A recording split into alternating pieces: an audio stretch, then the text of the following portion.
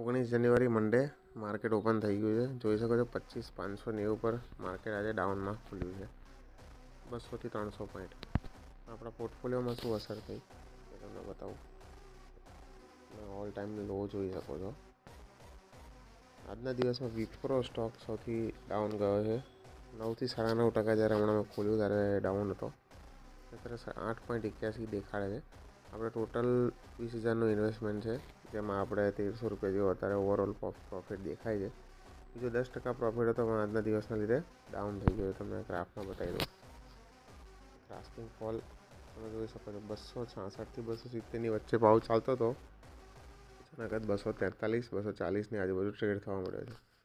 આના રિગાર્ડિંગ શું ન્યૂઝ છે, શેના લીધે ડાઉન થયો છે? મારા ખ્યાલથી Q3ના રિઝલ્ટ કે કોઈ બી એમનું ફાઇનાન્શિયલ સ્ટેટમેન્ટ આવ્યું હશે બહાર, જેના લીધે સ્ટોકના ફંડામેન્ટલમાં કોઈ ઇસ્યુ થયો હશે, જેના લીધે જ અચાનક જ 10%નો ડાઉનફોલ દેખાડે છે સ્ટોકની અંદર. જે હોય કોમેન્ટ કરજો, જેને ખબર હોય જણાવજો અને તમારા મિત્રોને શેર કરજો જે વિપ્રોના સ્ટોક હોલ્ડ કરે છે. મળીએ નેક્સ્ટ વિડીયોમાં.